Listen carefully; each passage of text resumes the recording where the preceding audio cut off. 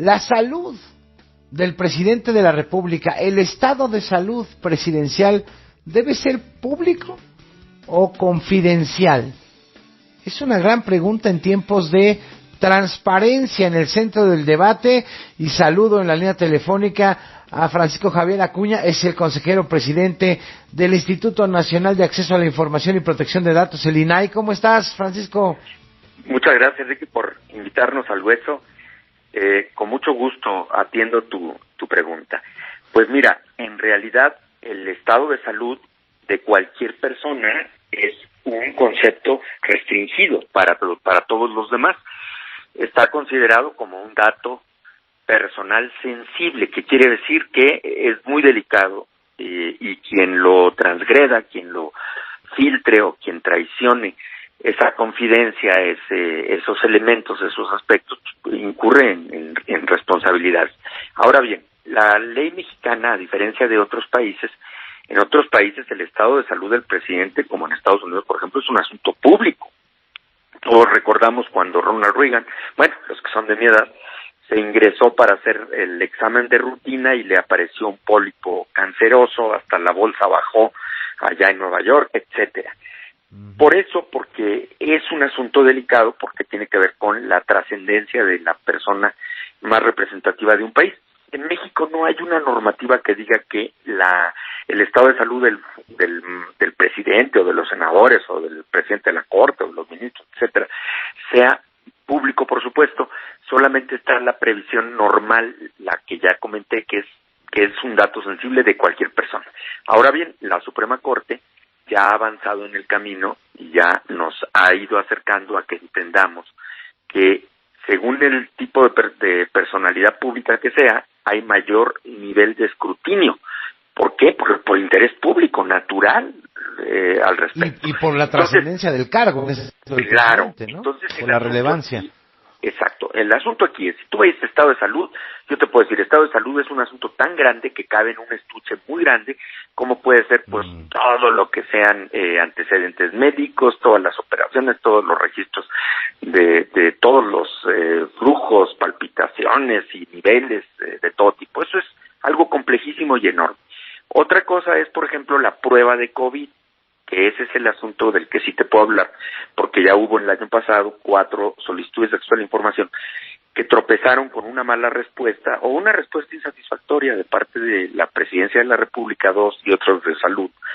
¿Y qué hicieron las personas? Pues fueron ante el INAI. Y el INAI en ese caso lo que ordenó es que se entregara la prueba que era negativa, porque el presidente había dicho en las mañaneras que había salido negativo de las pruebas de COVID. ¿Y eso sucedió? ¿Sí se entregó el resultado? No lo entregaron porque la Presidencia de la República dijo que no encontraba el documento, o sea, el comprobante propiamente. Pues ¿cómo? Nosotros en ese caso... O sea, pues, se perdió alegó inexistencia, que no tenían la manera de encontrar el comprobante del resultado negativo. Ahora, el presidente dijo positivo el fin de semana, y seguramente van a venir algunas otras solicitudes de información para ver si es cierto, porque la mula no era arisca, ¿no? Dice por ahí el dicho. No, y porque... O simplemente por transparencia. Sí, la trascendencia que tiene que el señor presidente haya dicho el domingo por la tarde-noche en un tuit que había sido resultado positivo al COVID, cambió muchas cosas, porque en este caso él ya determinó un encierro, suspendió sus actividades programadas, naturalmente encomendó a su gabinete las que les correspondieran, y a la Secretaría de Gobernación atender las matutinas, y ya hubo consecuencias al respecto. Pues ya después una aerolínea en la que viajó de regreso de San Luis ya puso a todos los pasajeros en cuarentena. Es decir, ya ha habido una serie de consecuencias. Entonces yo creo que el propio presidente lo hizo público. Naturalmente no creo yo que hubiese de parte del presidente resistencia a que se pueda, si es que se solicita, que seguramente, porque por sentido común ha de haber solicitado. Una vez que se responda, podrían llegar ante el INAI los inconformes de una mala respuesta o de una respuesta parecida a las anteriores, y entonces ya estaríamos nosotros para resolver. Pero repito, no es lo mismo una cuestión aislada a que se diga todo el estado de salud. y no acompaño desde luego las estimaciones que hizo el subsecretario López-Gatell en el sentido de acudir a la ética médica, de restringir todo por juramento hipocrático. A ver, sí, ese es muy bien que los doctores todos tengan el pudor y el prurito y el cuidado de nunca traicionar los datos sensibles de sus pacientes. Eso desde luego que es una regla que él invocó, pero en tratándose de una figura como este caso, repito, habría que ver que sí se puede conocer, para dar tranquilidad social simplemente, por sentido de interés. Y no te refieres al estado de salud en general, sino específicos casos, ¿no? Es decir, sí. Vamos a poner este ejemplo, que además Andrés Manuel tuiteó, entonces opositor, sobre Peña Nieto y los rumores de que si tenía cáncer. Vamos a decirlo con claridad. Sí. Si hay una solicitud en este específico, que sería de importancia pública para saber pues si está bien o está mal de salud el presidente de una enfermedad tan grave, ¿ahí tendría que ser público? No, fíjate que ahí entramos en el conflicto del estado de salud en su contexto completo, y ya te dije, es un estudio muy grande. Ahí tendríamos que entrar a ver cómo en una interpretación muy selectiva se pueden ver qué aspectos sí se pueden conocer, y entonces vendría una versión pública de los dictámenes o de los diagnósticos o de las pruebas. Sin poner en riesgo la integridad, claro, el tratamiento, etcétera. Sí, porque también te digo, la normativa mexicana no está actualizada al nivel de otras en el mundo. Deberían de haberse actualizado para ser más precisos. O sea, es muy, por ejemplo, te puse el check-up anual que se hacen los presidentes en Estados Unidos, pues ese no da lugar a duda. En Francia, Mitterrand no dijo que estaba enfermo de cáncer cuando se religió, y entonces su enfermedad se vino encima y al final fue necesario que se supiera, y fue un cisma para el sistema político porque pues él no estaba en sus condiciones óptimas. En el caso de un contagio, en una epidemia, se reconoce la prudencia y el sentido común de avisarlo. Por eso muchos gobernadores y senadores y diputados que fueron enfermando se lo avisaron. Qué bueno, porque en tratándose de una epidemia, el problema es que uno es contagioso, o puede uno contagiar, ¿sí? Entonces, no es lo mismo a que tú tengas, por desgracia, el conocimiento de un padecimiento que puedes perfectamente llevar controlado y que puede hacer que cumplas tu misión completamente. Entonces, hay que distinguir, no es lo mismo en cada caso cualquier cosa, y habrá que ver qué cuestiones pudieran estar asociadas, eso sí, a un eventual problema para dirigir la marcha de la función encomendada.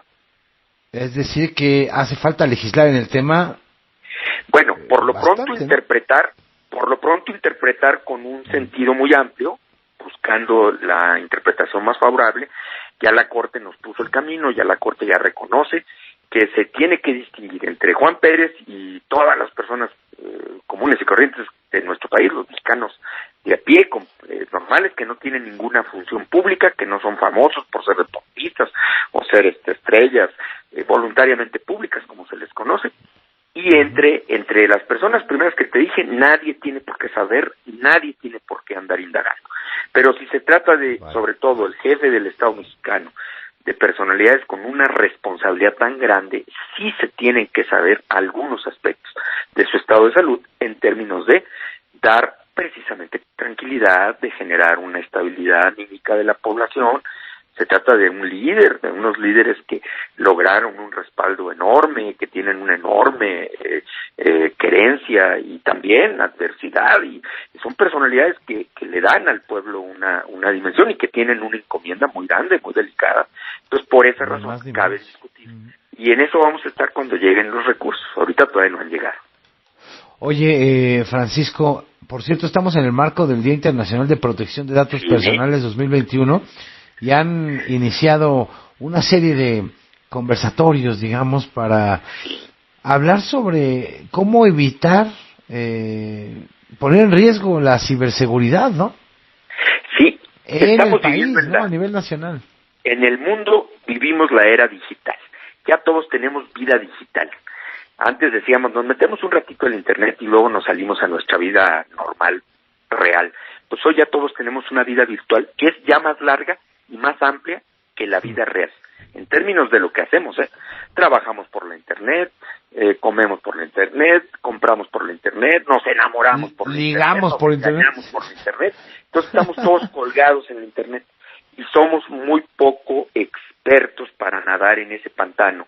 ¿Por qué? Porque pues hay el anonimato, hay muchos peligros, rodean sobre todo a los más incautos, a los niños, a los jovencillos, que si bien son los más diestros para navegar en él, son los más vulnerables porque pues no tienen el criterio y la experiencia para caer en peligros de todo tipo. Hay mucho mercenario, hay mucho tiburón experto en estas redes, no solo los hackers, sino expertos para timar, para defraudar, para engañar, para acosar, para comerciar, para toda clase de fines. Entonces, eso es lo que estamos conmemorando el Día Internacional de los Datos Personales en México, con una mirada a la ciberseguridad.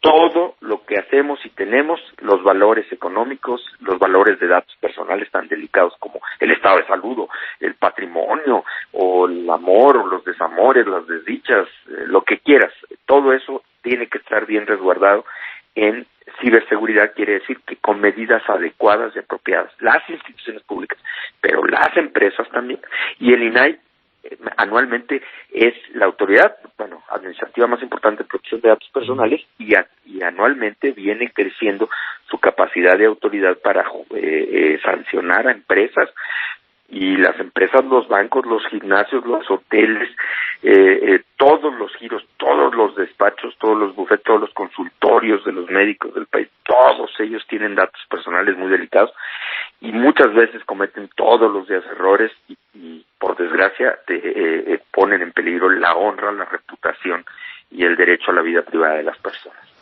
Pues hay que seguir este día, mañana y pasado, Sí. Pues este foro, ¿no?, de la protección de datos personales como eje para relanzar una estrategia nacional de ciberseguridad en inai.org.mx. Francisco Javier, gracias por esta conversación. Gracias, Enrique, a ti y a todo tu equipo. Muchísimas gracias. Francisco Javier Acuña es el consejero presidente del INAI.